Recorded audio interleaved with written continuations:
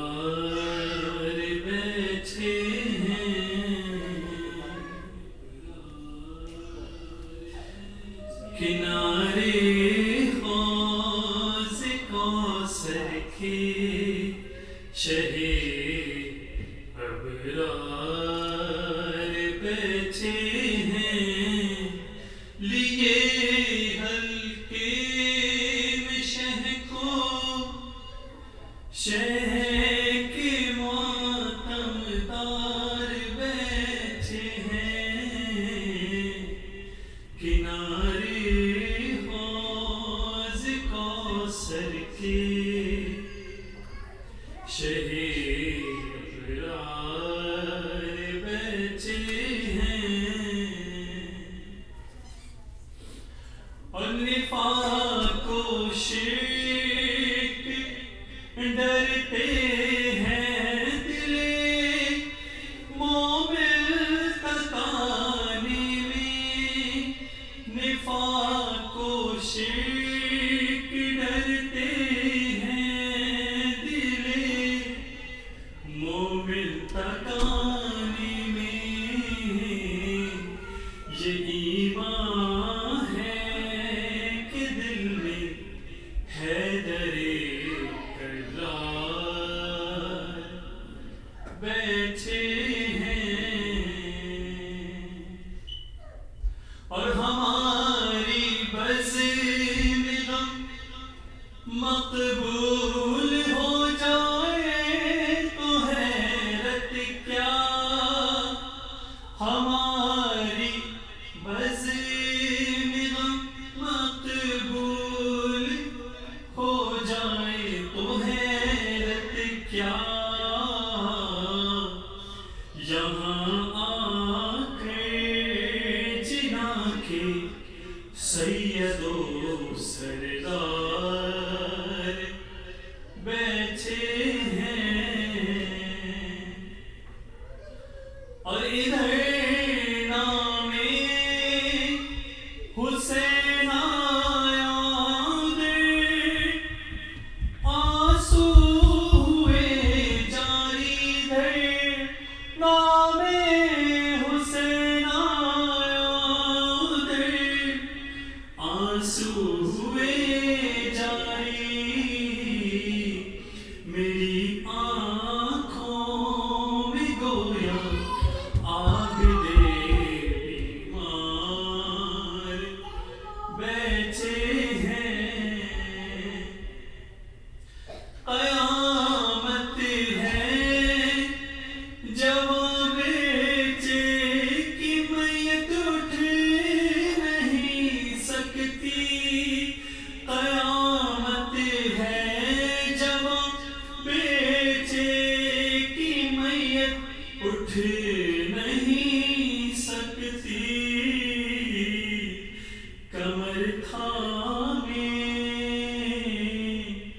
کمر تھامے سہانے شاہدی لاچار بیٹھے ہیں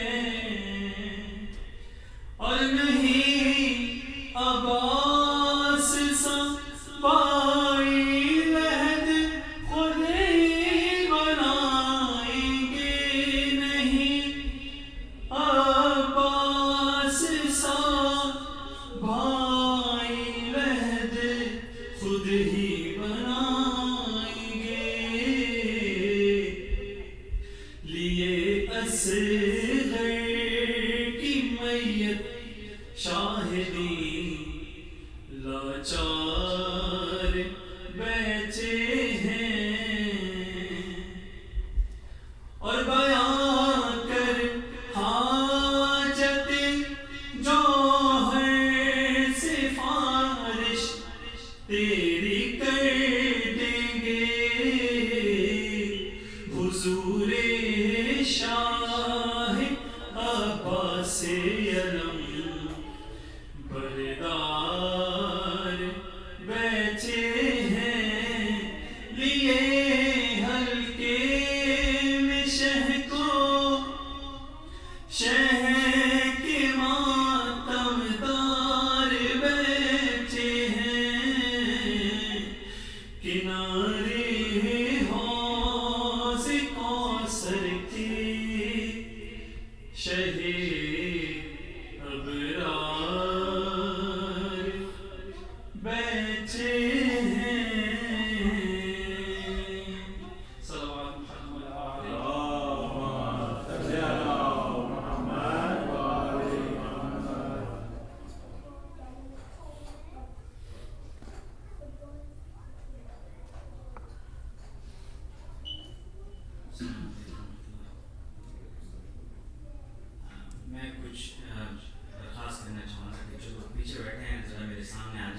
میں ان کے لیے پیغام لے کے آیا ہوں اور چاہ رہا ہوں کہ ان کو دوبدو اور جو پیغام ہے وہ یہی ہے کہ آج کل عظیم شہادت ظاہر بات ہے کہ عاشور کے بعد ایسی شہادت عظیم شان صرف عاشور کے ماننے والوں کے ہاتھ میں آئی ہے۔ آپ کی شکریہ منظرین کی مہربانی کا ہمیں یہ فخر ہے کہ حق کے طرفدار ہیں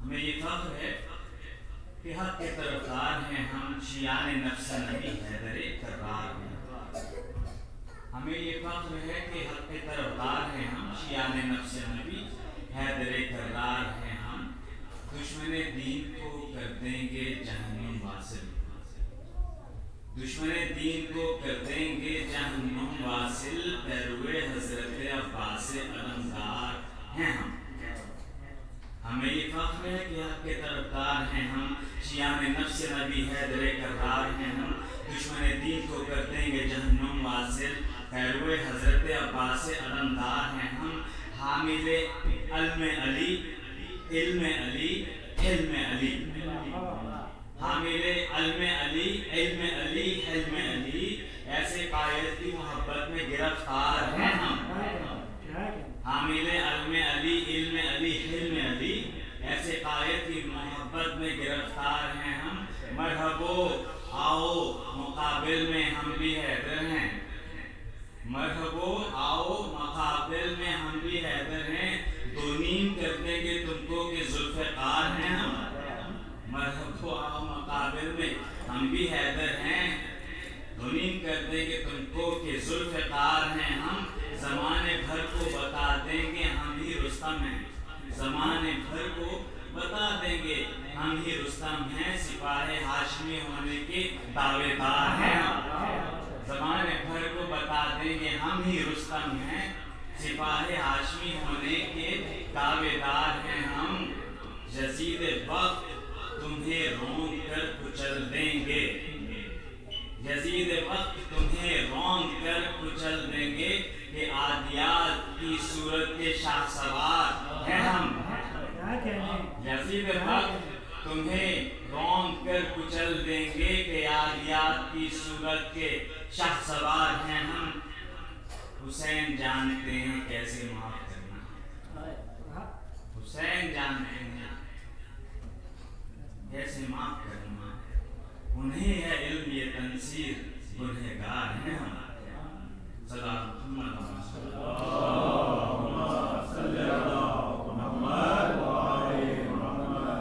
اسی سے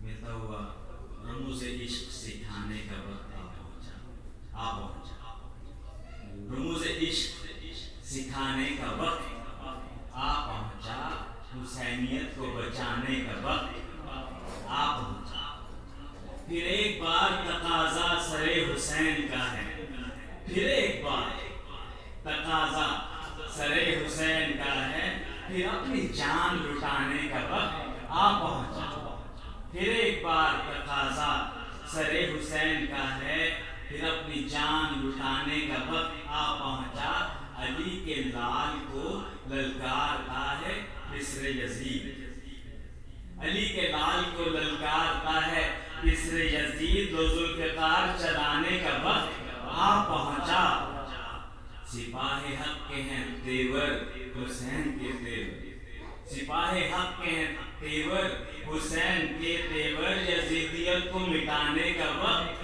آ پہنچا کہ کربلا میں 72 حسین کے ساتھی کربلا میں 72 حسین کے ساتھی اب ان کا ساتھ نبھانے کا وقت آ پہنچا خدا کا قہر خدا کا حشم خدا کا جلال ہے دشمنوں کو دکھانے کا وقت آ پہنچا ہمارے 12ویں کو انتظار تھا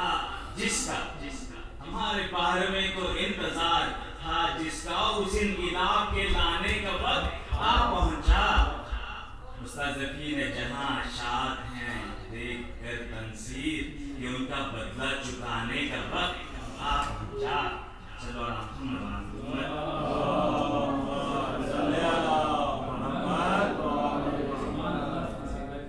आखिरी जन्म जो है ये रहबर शहीद का इस्तगासा, जो कि अपनी मादर से उन्होंने किया मेरे पास में, मेरी सोच, लेकिन शायद ऐसे ही बात है।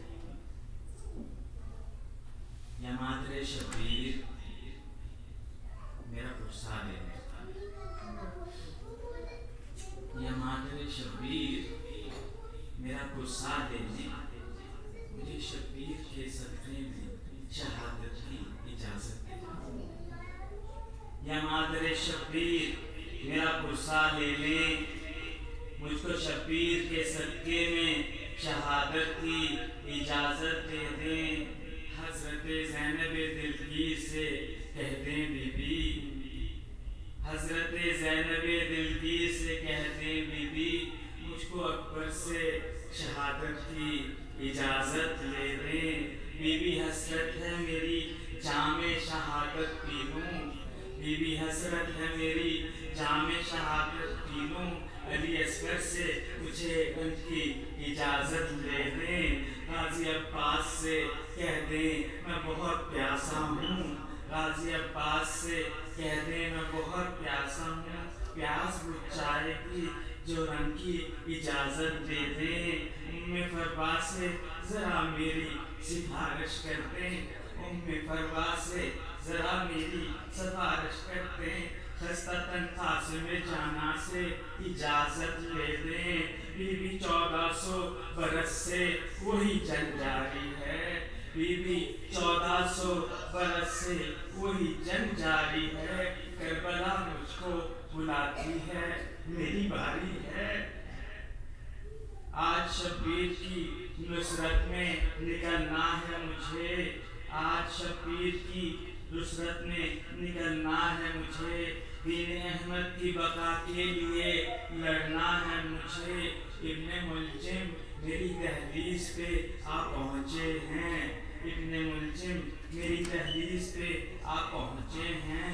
हालत रोज़ा में जग की तरह मरना है मुझे। हर तरफ कूफी और शामी है मुझे खौफ नहीं, हर तरफ कूफी और शामी है मुझे खौफ नहीं। इश्क़ शबीर में फिर हद से गुजरना है मुझे। बीबी शाहिद रहें मैं रुख को नहीं मोड़ूंगा, बीबी शाहिद रहें मैं रुख को नहीं मोड़ूंगा। मेरा वादा है कि दुश्मन को नहीं छोड़ूंगा। खून अपना मैं बहा दूंगा, ये मेरा वादा है। हर हुसैनी को जगा दूंगा, ये मेरा वादा है। हर यजीदी को सला दूंगा, ये मेरा वादा है। जिंदगी नार बना दूंगा, ये मेरा वादा है। इस सईफी में मुझे शर्फ़े शहादत दे दें। बीबी शबीर के सदक़े में मुझे इसने शहादत दे दे।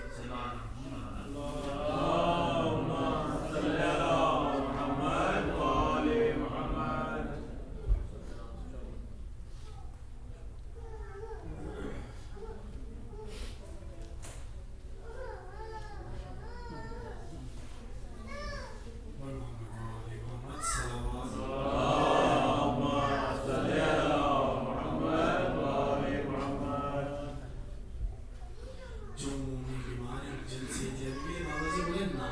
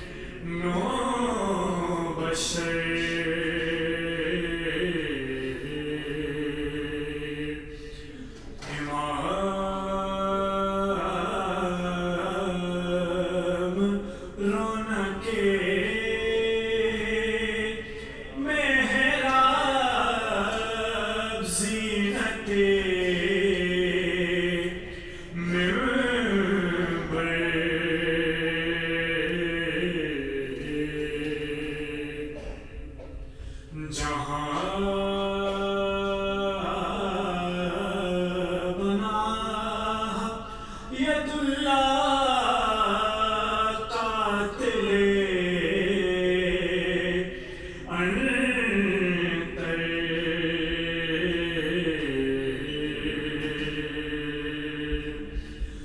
بڑے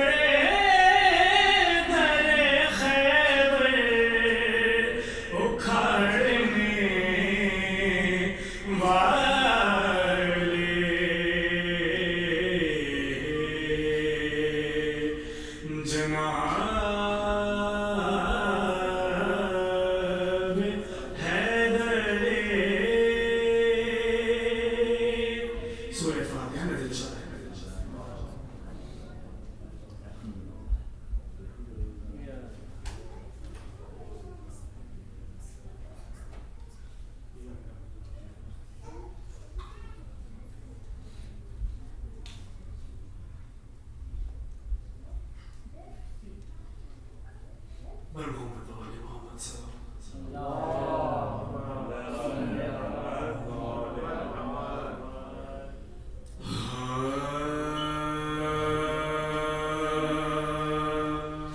جب کے پابندے سلاسل ہوئے بولے سجا جب کے پابندے سلاسل ہوئے بولے سجا صبر وہ دے مجھے اے خالق کل بے با نارو کے پاؤں جو کانٹوں پر چلائے جلا تازیاں نے مجھے مارے نہ کروں میں فریاد امت جد سے امامت کا صلہ پانا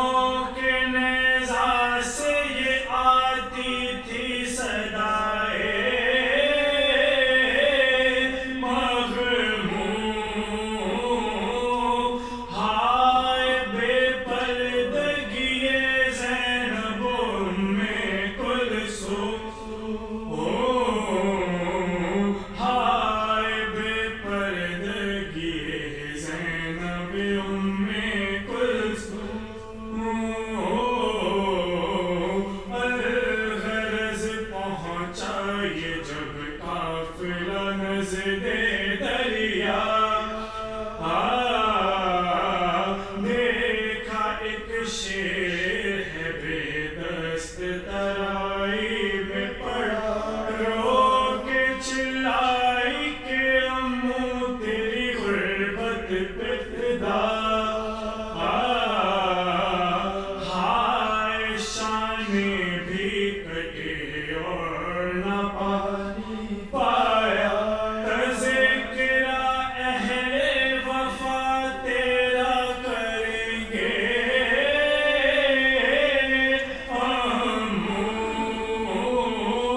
बावफा तुझको ज़माने में कहेंगे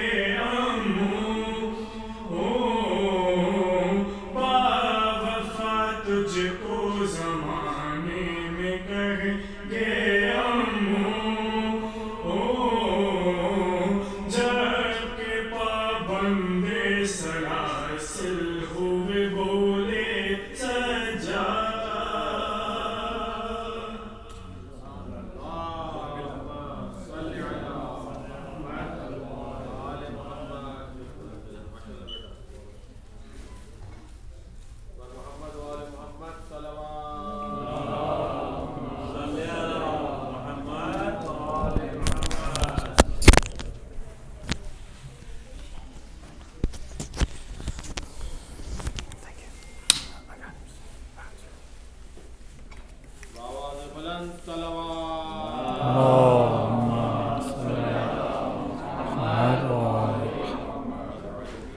السلام عليكم جميعا ورحمة الله. أعوذ بالله من الشيطان اللعين الرجيم. بسم الله الرحمن الرحيم. الحمد لله رب العالمين بارئ الخلائق أجمعين باعث الأنبياء والمرسلين والصلاة والسلام على سيدنا سيد الخلق أجمعين حبيبنا حبيب إله العالمين أبي القاسم المصطفى محمد. اللهم صل على محمد وعلى أهل بيته الطيبين الطاهرين المعصومين المكرمين المنتجبين لا سيما بقية الله في الأراضين روحي وأرواح العالمين لتراب مقدمه الفداء ولعنة الله على أعدائهم أجمعين إلى قيام يوم الدين.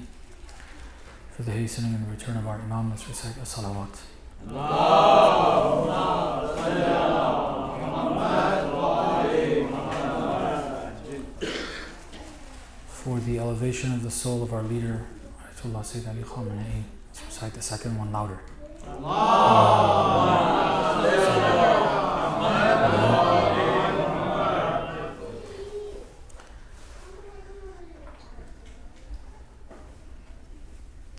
I saw Brother Tansir, and I remembered the time where, I don't know if it was 2 years ago, 3 years ago, before I think it was after October 7th or maybe before, I'm not sure. But there was a conversation at a brother's house, I forget whose house it was. It was about, is Sayyid Hassan Nasrullah the next leader after Ayatollah Khamenei? And here we are, both of these two great leaders are shuhada. And today was the burial, or tonight in Mashhad time. I'm not sure if the burial has actually occurred or not, of that great leader. Allah bless his soul, elevate his soul, and raise him with shuhada of Karbala, with all of the a'imma, inshallah, as he is very worthy. If there's anyone worthy, he is definitely the one. The theme that was selected for the series that we're having this time is the family. We wanted to talk about the family a little bit, as it is an important subject, and also the relevance to this time of Muharram and Safar is that this part of the Safar, or this part of the journey, is more connected to the family of Imam al-Hussein salawatullah wa salamuhu alayhi. And so learning from the Ahlul Bayt to consider the matter of family important and learn perhaps or remind or remember for some of us, some of the teachings that we have in Islam, in the Quran, that are reflected in the household of Imam al-Hussein salawatullah wa salamuhu alayhi.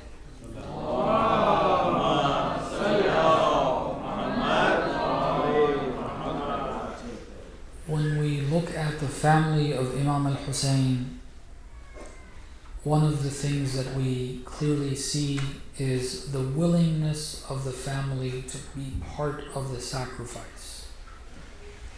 This was not a decision made by someone in the family and others having no choice but to be there, as sometimes in some of our families we see.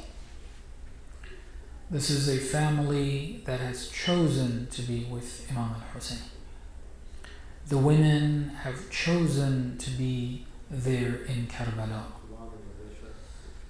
The children, those who are at an age of understanding, as young as, I would say, Abdullah, who is a 10-year-old.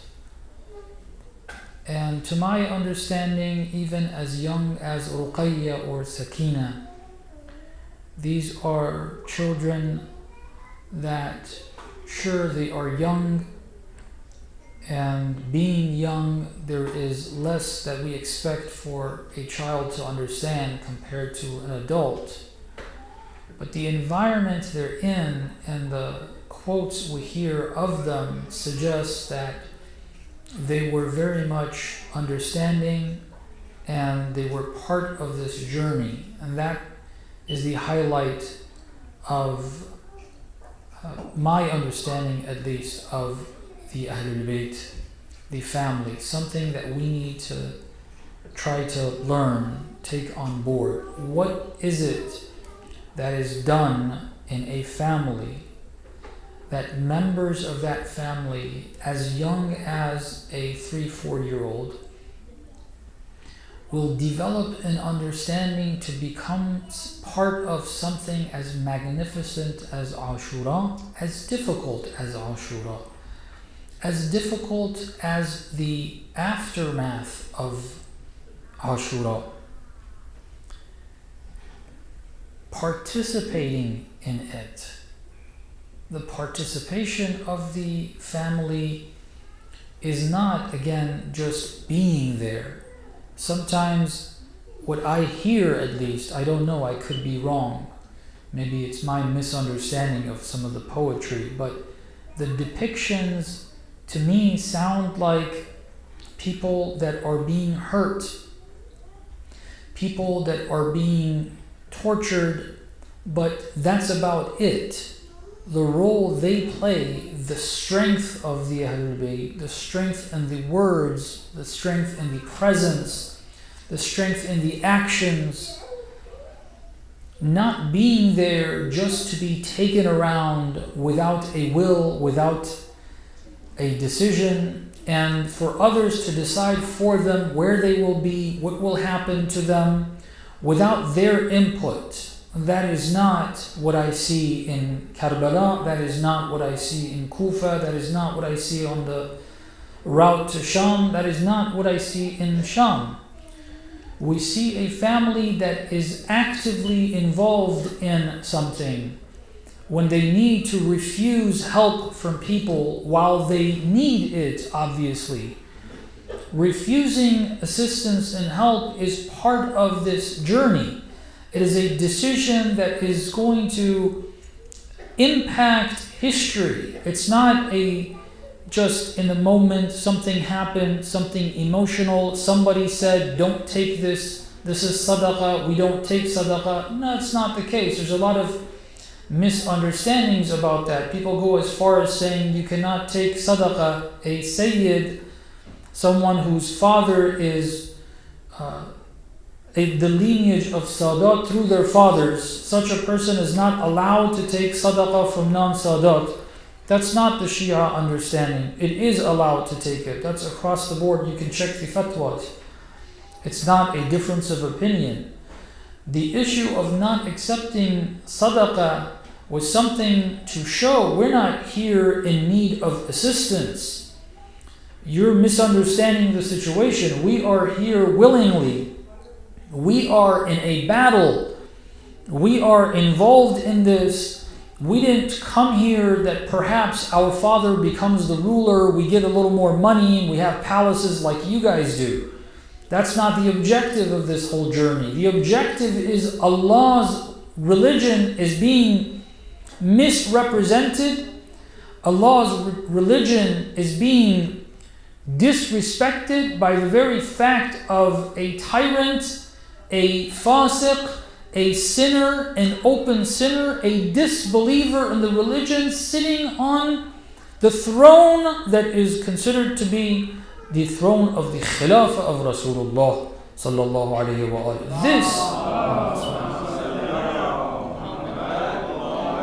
This is the purpose we are here. And while we are battered beyond your imagination, we stand strong.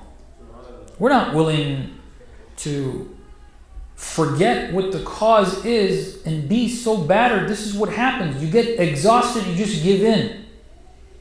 You just give in. You just feel like I don't have energy.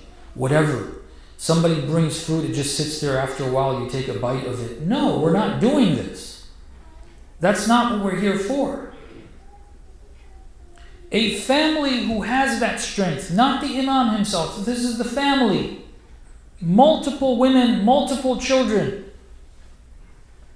What is it that has the impact that causes a family to be trained in that way? Let's not forget the Imam is, and the A'imma are A'imma for all, including their families. What they did in the context of their family is something for us to learn from.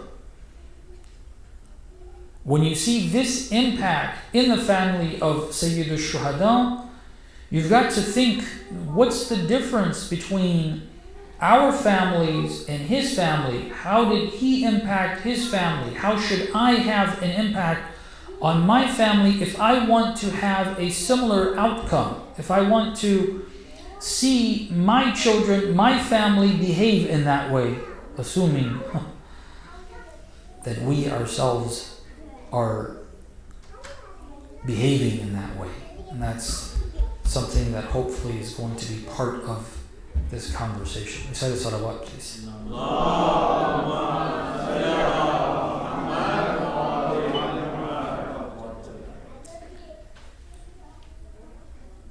In terms of reference, gathering information about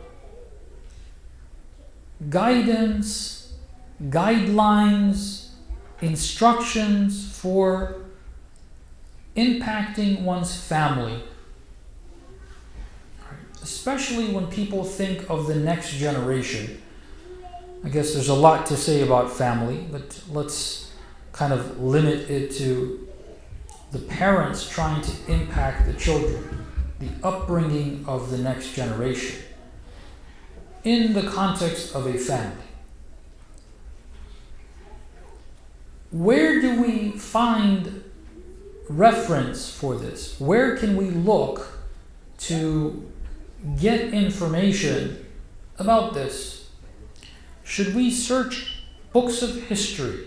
Should we search the events of Karbala? Should we search the events leading to Karbala? Should we search the events after Karbala?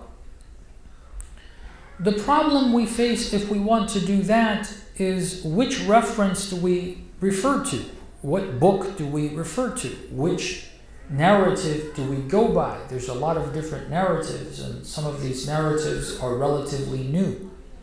A conversation for another time, but it's important to note, much of the stories that we are very familiar with about the events of Ashura, before Ashura and after Ashura, don't go too far back in terms of their historic reference. The books are not very old. Some of the stories, in fact, are very recent.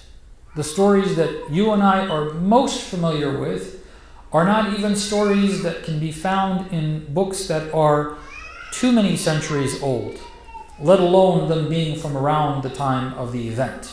There are books that are maybe a few centuries, maybe a couple centuries, 400 or 500 years old sometimes. And in terms of reliability and authenticity, that is something that we'll have trouble, and we'll start finding stories that are conflicting, narrations that are conflicting. What I find as a base to be able to learn from, something clear, something that beyond a shadow of a doubt I can say is a reference that if we find something in it, this would be something that the Ahlul Bayt lived by, is the Holy Quran. The Holy Quran is a book of guidance for all. Allah subhanahu wa ta'ala in the Quran addresses Rasulullah, Ya ayyuhan nabi, قل لأزواجك وبناتك ونساء المؤمنين يدنين عليهن من جلابيبهن إلى آخر الآية. O Nabi, tell your daughters, your women, and the women of the believers, so and so, whatever it says afterwards. The Prophet is addressed in the Quran. And Ya ayyuhal ladhina amanu plenty of times. The book of God for mankind is the instruction book, the manual, the code of conduct. In addition to all of the belief system that we have, that we should have, it has the code of conduct for all of us as well. The Quran is a book of guidance in all matters. In fact, the Quran itself says Tibyana kulli shay, that it provides clarity. Tibyan means clarity. It provides clarity. Tibyana kulli shay, everything. What does everything mean? Obviously it doesn't mean all the disciplines and all the sciences and all the details of the cosmos in a book that's only, 600-700 pages. It doesn't claim to have that. It says it's hudan lin-nas. When it says tibyana kulli shay, it says, what it is suggesting is that everything related to human guidance is found in the book, is in the Quran. The guidelines are there. And what I want to recommend us to do is to go and try to find places in the Quran that talk about child upbringing. Where does God talk about that? Isn't that something that we need? Isn't training our next generation something that we are in need of? If we are in need of it, that's an area of guidance that we need. God, I want to know how to raise my next generation. That's something I don't know.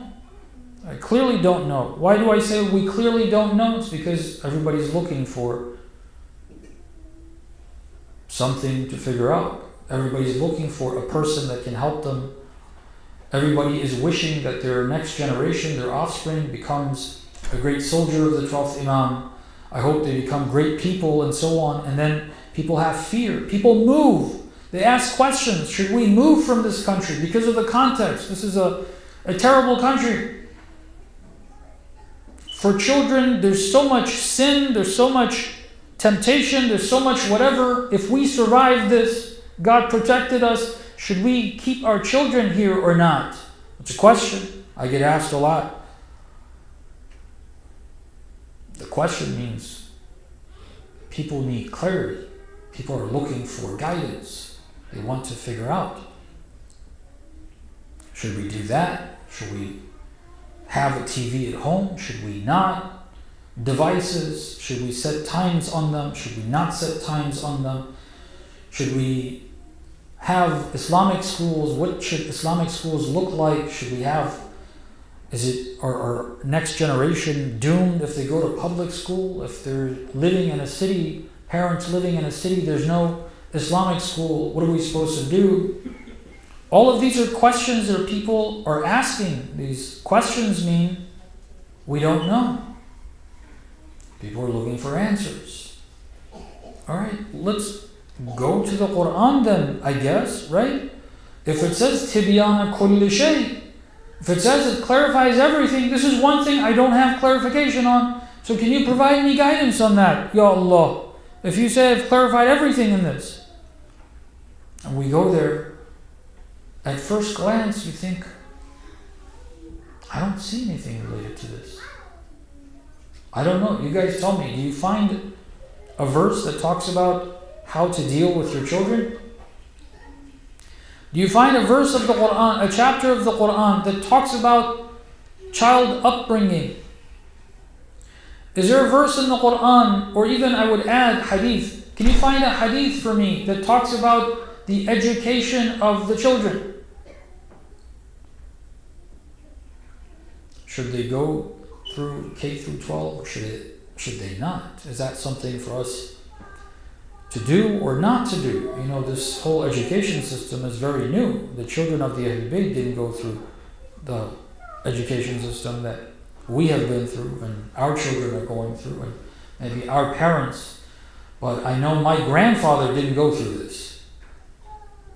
My grandfather, whatever he learned of to read and write and mathematics or whatever, the basics that he knew. On the Iranian side, on the American side, I didn't really have too much conversation. I'm not too sure, maybe he did. But on the Iranian side, my father's father didn't go through K through 12, that's for sure. And I know the generation before that, it wasn't something that was done. Should we put our children there? Should we not? Reading and writing, how early? For girls. You know, there's Muslims that rule over parts of the world that say it's bad for girls to get educated in the name of Islam. And let me introduce you to something maybe you've never heard of. We have it in our hadith. Don't teach your daughters at least certain things. Even parts of the Quran says don't teach this chapter to your daughters. That's part of what I'm saying, that if we want guidance, let's start off with the Quran before we go to anything else.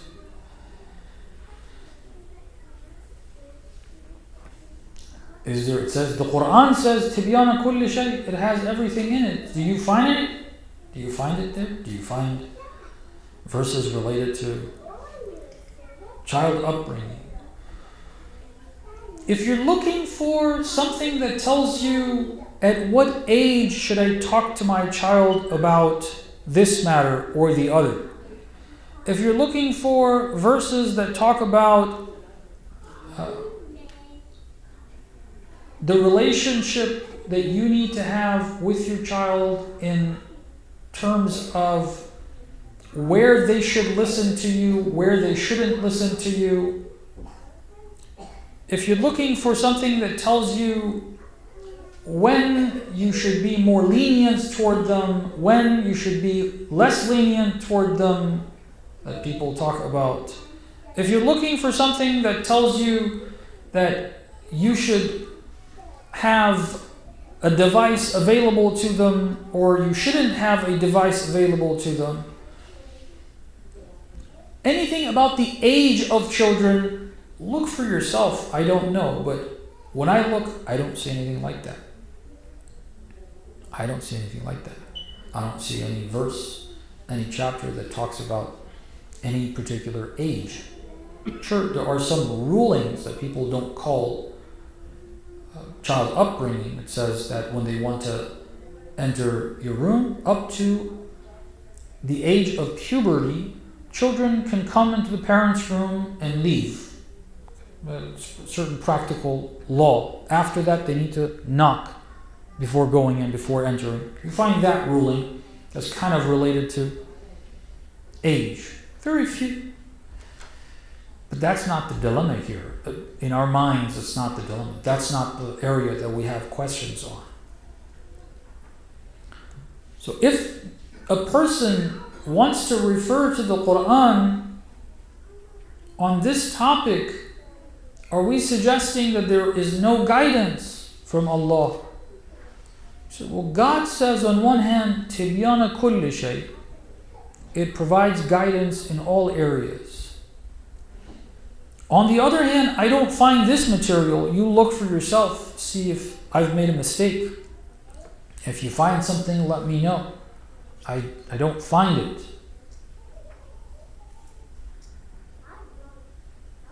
I think perhaps we're looking for the wrong material. I think we may be looking for answers to questions that are based on a certain mindset, that maybe we should be moving away from that mindset and go with a blank sheet to the Quran and say, God, can you train me on this? What should be important? What should not be important? What should I be thinking about? What should I not be thinking about? Clearly, you didn't talk about K through 12. You didn't talk about language arts. You didn't talk about mathematics. You didn't talk about doing it. You didn't talk about not doing it. That's clearly not there. You can't use the Quran, at least the way we refer to it, to encourage or discourage a person from reading or studying mathematics. Usually there's narrations that are cited for encouraging children to do well in their studies. And when you look at those narrations, at least some teachers, some scholars don't think that those ahadith have anything to do with the disciplines that people are talking about. They have nothing to do with mathematics or the sciences. They have everything to do with the knowledge of the religion. The narrations that say, for instance, that studying is a farida, is an obligation. I've heard that being cited to encourage the next generation. You need to do well in your studies. At least many ulama I have heard, I've been in their presence, they have said those ahadith are related to the knowledge of the deen, not related to knowledge of mathematics or sciences or things like that. What is wajib to learn is what is the knowledge of the religion. Anything regarding mathematics. So clearly, it seems like that's not an area that God focused on when He wants to talk about child upbringing. It's just not found there. What language should we be looking for? What can we find? I want to spark your interest and hopefully get you to think and go back and refer to verses yourself. Think about it, search up words that maybe you're familiar with, and see if you can find something to allow you to think about something maybe outside the box that we are usually finding ourselves in terms of this subject. What I understand, and I'm going to try to present over the course of these, I'll lay the foundation in this session and then start discussing the details in the next few sessions that we have, is that when it comes to training, when it comes to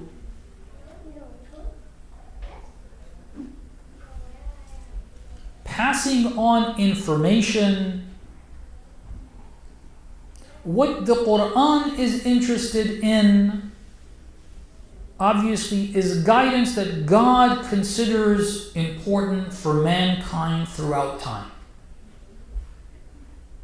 The Quran's teachings transcend time. The Quran focuses on what God considered important at the time of Rasulullah all the way through the end of time. Regardless of what scientific developments occur or not occur. Regardless of that. And let me expound on this a little bit.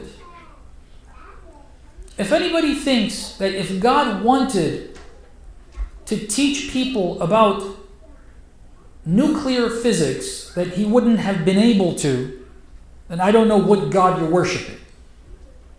God created this universe. everything in it, every aspect of every atom and subatomic particle is not only designed by God, but is governed by God currently, every second, every split second, from the beginning of time to the end of this realm and the beginning of the next. It's all God's doing. He knows it inside out. Did He talk about it in the Quran? No. Did He talk about electricity? No. Did He not know about it? Of course He did. Could He not have spoken to Rasulullah about it? Of course He did. Could Amir al-Mu'mineen not have been the first to show us how to find electricity, and then how to use electricity, and how to generate electricity? He could have. God could have told and taught Amir al-Mu'mineen that at that time. Obviously, they didn't. Obviously, the Imam of our time didn't.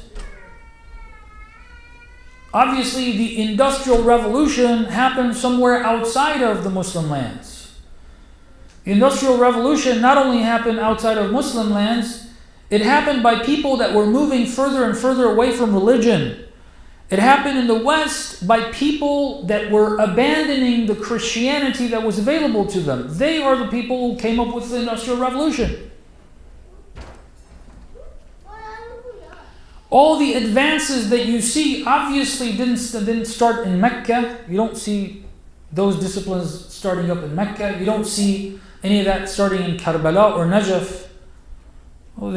If you see the shrines having electricity, it's after the West developed electricity. They tried taking over there and they're still having trouble over there. They're not very efficient. They have plenty of oil, but they need the Westerners to come and take out the oil, create the generators. They buy foreign-made generators to run operations inside the shrines of the Ahlul Bayt. If Allah wanted, obviously Allah would have taught us that. It's not in the Quran though. That's why nobody picked it up. It's not in our ahadith.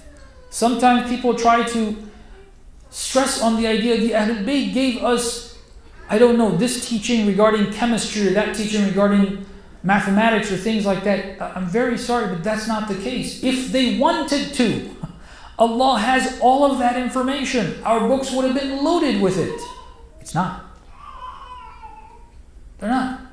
Clearly, God did not consider those things to be of essence. Not that there's zero importance to them. It's not something that needs to be focused on by humanity from the beginning, or from that time at least, all the way to the end of time. These things have happened. Developments have happened. They will continue to happen. Developments will be seen. We will have, the new thing right now is AI. We're going to have a lot more coming up. Nobody predicted 20 years ago, if I'm not making a mistake here, because the first time I heard about AI is about 10 years ago by 12, maybe 13 years ago by a PhD student. And he was trying to explain it to me. I wasn't able to grasp exactly what he's talking about. And I don't think I still can. There's still ways to go before I can understand exactly what the heck is going on here with AI. It's fascinating. What it produces is fascinating. I know people who use it to try to get a better understanding of the Quran. And they've shown it to me, and it's amazing. It's very impressive. You have conversation with AI, with ChatGPT about, can you word it differently? Can you give it, and then using it as a tool. You know, it's not revelation, but it's a tool. It's an amazing tool. 10 years ago, anybody tell you there's this thing that's going to do this for you, you'd be baffled. What sorcery is this? If they would have told you that they would be making these Lego videos in the context of the war we saw, people who don't speak English in an American accent, they produce videos that, and lyrics, I don't know, it's hard for me to believe that it's all AI. Anyway, it seems like it is. There's going to be other developments. Maybe 10, 15 years From now, there'll be something new that currently we can't think of. At least maybe us here in this room can't. Maybe there's people already thinking about what's next. Developments are going to happen. That's the nature of this world. That is found in the Quran about the sunnah of Allah regarding creation, besides the topic. In terms of guidance, God does not consider that to be something to say, here, human beings, mankind, take this. No. He left that to us. I have given you the ability to learn that, to develop it. You go, you learn, you develop it on your own. I'm not going to help you. There's something you need help with, though. You can't figure it out on your own. That's what I'm here to show. That's what I'm trying to give you.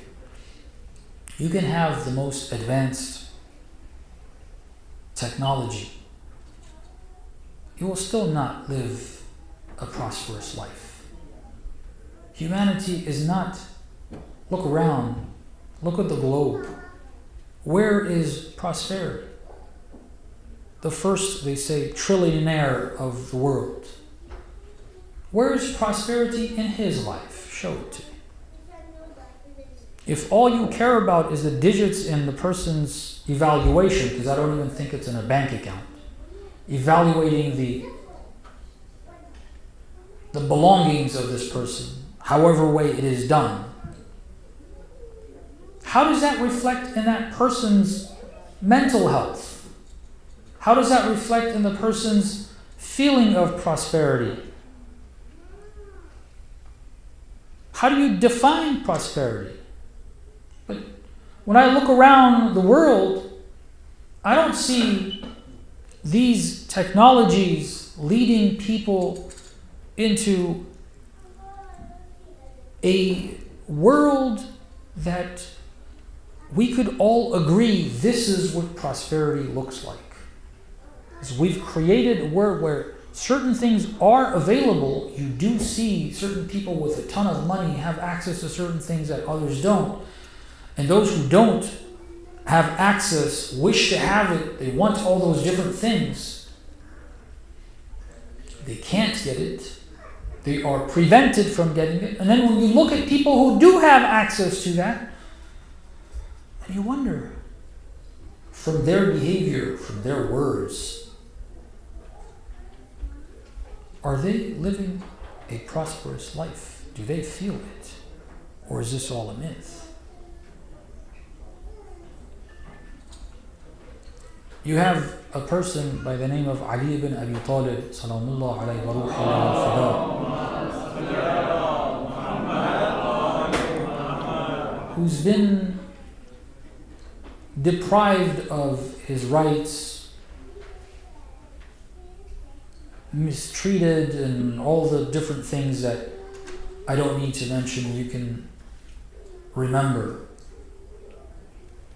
And when he receives the sword on his head, his call is a genuine call from inside. It comes out as follows: Fuztu Rabbil Kaaba. Fuztu Rabbil Kaaba. What is this person experiencing? Does he have electricity? Does he have the cruises? Does he have the jets? Does he have any of that? If Allah wanted, He would have had all of that. He didn't. There's something, if we have throughout this time, whether it was at an age where there was no fresh water, there was no filtration, there was no reverse osmosis, there was none of this systems that we have currently.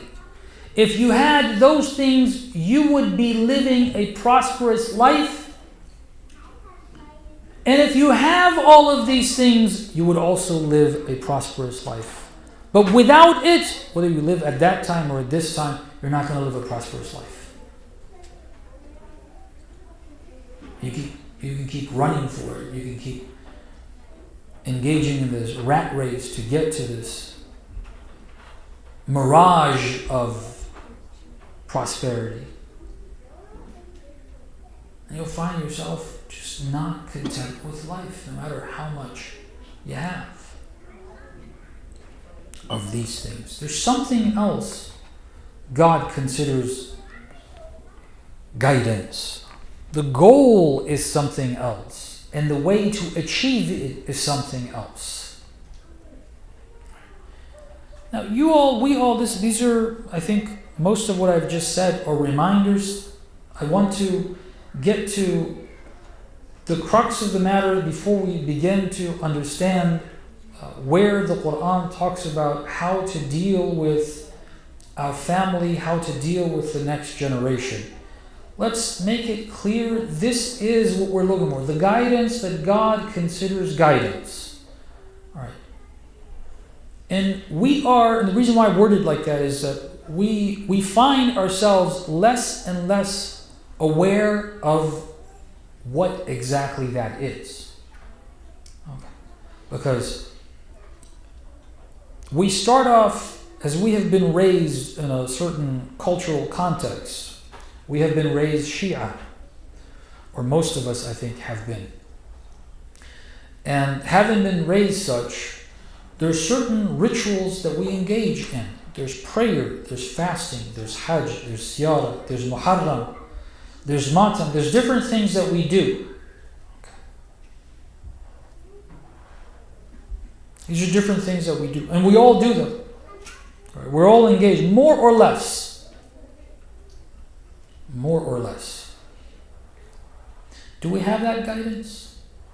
Are we experiencing that prosperity? Are we feeling what Amir al-Mu'mineen felt? Are we feeling what Rasulullah felt? Or is this just the same as everybody else? We just have another way of doing our things. Christians basically are in the same rat race, and they have the same goals materially, and then in terms of their worldview regarding the hereafter and who they worship and who they think highly of, they have a different way. Their way of life is a Sunday session in a church. They revere Jesus. They call him God, or at least some of them do. And then we, on the other hand, know we have a different few people that we revere. Is it just that we have these differences here and there, but otherwise we're the same? Or is divine guidance something that we have got to look deeper and try to find what he's talking about? What I'm suggesting is, let's keep our minds open. Let's not, if we're talking about guidance and taking guidance from Allah and trying to help the next generation, let's try to take the definition of guidance from Allah. Let's try to look for what He has provided for us, instead of going and trying to look for what we think we should be taking from this book. These are two different approaches. You go with a certain mindset about what you want to take, and you're looking for a particular wording, and you don't find it. I'm like, okay, it's not there. Let's go find another source. The other way to do it is like, well, this says it has all guidance. Let me humble myself and say, I don't know. I don't know. Let's see what God has to offer. I think that's the approach that we should take. When it comes to the guidance that Allah subhanahu wa ta'ala talks about, and about how to pass it on, I'm not describing right now what that guidance is. We want to talk about how to get it to the next generation. We do have a rough understanding of what the guidance is. It involves dhikr, it involves salat, it involves certain wajibat, certain muharramat. These are the things that God has said, this is how you view the world, this is how I've created the world, this is how the cosmos are, this is what the angels are, these are what the Ahlul Bayt are, these are the prophets. These are the books, this is revelation, this, that, the other, worldview. And then certain things you need to do, the do's and don'ts. Okay. What I was suggesting on that topic is, let's open our minds on that as well and realize it's not just the specific details of the rituals. Okay, guidance, there's a lot more that we should be obtaining. If we want to be part of passing that on to someone else, to anyone, with that mindset, Because when you want to specifically a parent toward a child, I will tell you, you're going to get very little out of the Quran. And so you need to broaden your scope and try to refer to it and see what you can get from this. The best way I can put it is how Allah subhanahu wa ta'ala tells prophets to train people. If you want to learn what the process of training the next generation is from the Quran, you have to go and learn how God teaches the Prophet to train those who do not know of whatever ages. That's what I find to be applicable. That's what I find to be guidance on this topic and other topics as well, of course, when it comes to society, if you want to help others outside of your children. But passing on information and guidance from a person who has some, at least, to those who don't have, is a process of prophethood. Prophets are sent. God trains them, and then He says, you train these people. We as parents are supposed to be somewhat trained, and then you want to train your next generation. Okay. So this is where all the teachings that the Quran has about the Prophet, how should the Prophet teach or deal with people? How should he treat them? How should he speak to them? What should he say? What should he not say? All of those verses, all of those chapters become relevant to the topic now. This is where you can look for. And go and look, you'll find plenty. There's a lot of things you're going to find. And in the short time that I have, recite salawat please. I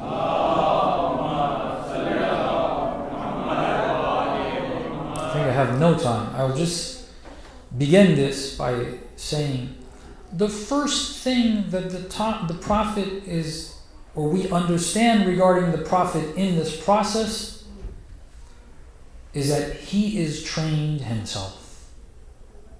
A non-trained person cannot train another non-trained person. A parent who is not guided cannot guide the next generation. It's just simple logic of the Quran. You can't call someone up and set timing with a teacher somewhere else in the world and get them to teach your child to read the Quran. If you're not into reading the Quran, that is not going to help you get guidance to your children. It's not. They may learn how to read it, but guess what? That's not guidance. The person who killed Amir al-Mu'mineen read the Quran very well. The Khawarij, in fact, had more verses memorized than a lot of others. It's not guidance. If you're looking for guidance, guess again, it's different. It's not as easy as let me find a qari and get them to read the whole Quran with my child and that's going to do something. No. There were qurra who taught qira'ah to others. When you look at history, it's fascinating, really. The first group of people in Kufa that chose to go against Amir al-Mu'mineen's call to go fight Muawiyah are the Qurra. Some of them they became the problems in Siffin.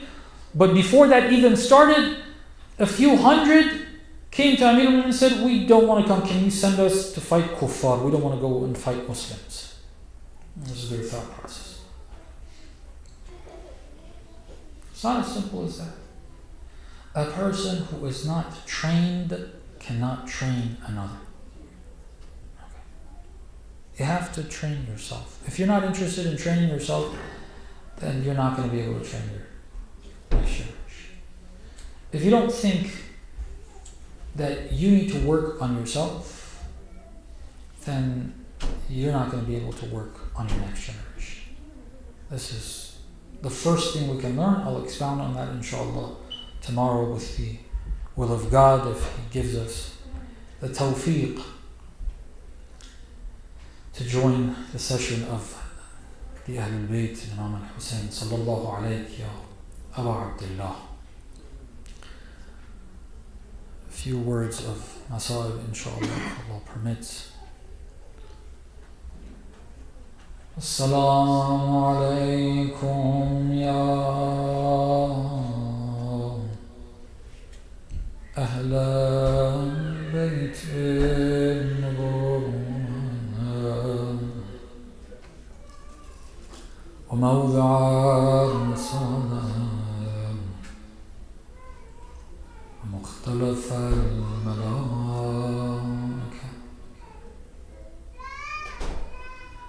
May Allah's peace and blessings be upon you,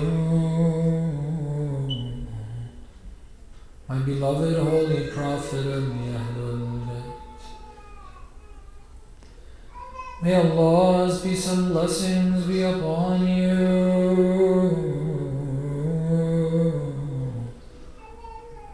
my beloved A'imma, whose homes were ones that Allah subhanahu wa ta'ala blessed us with guidance and revelation.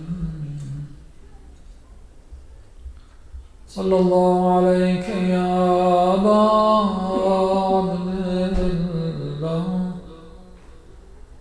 Sallallahu alayka ya Mazlum,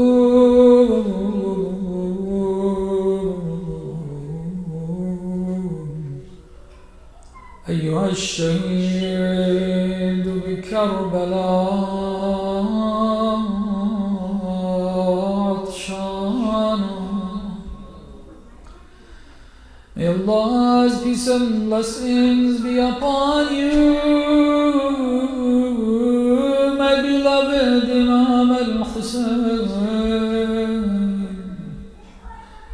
May Allah's peace and blessings be upon you, my beloved oppressed Imam, the Imam who was slaughtered by the Euphrates, while his mouth was dry of thirst. Ya Hussein,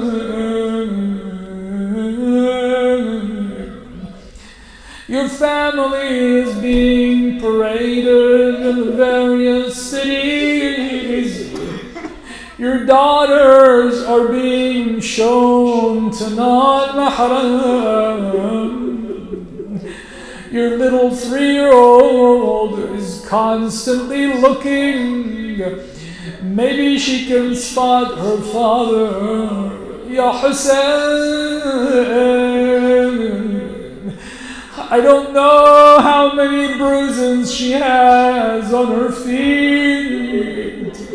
I just know her ears are probably still bleeding. Ya Hussein, Ya Hussein, she keeps asking your sister, her Aunt Zainab, where you went, if she can see you again. ألا لعنة الله على القوم الظالمين وسيعلم الذين ظلموا أي منقلب ينقلبون. اللهم إنا نسألك وندعوك اسمك العظيم الأعظم الزهراء وأبيها وبعلها وبنيها والسر المستودع فيها بك يا الله يا الله يا الله يا الله يا الله يا الله يا الله يا الله يا الله يا رحمن يا رحيم يا مقلب القلوب ثبت قلوبنا على دينك وعلى محبة أوليائك يا حسين.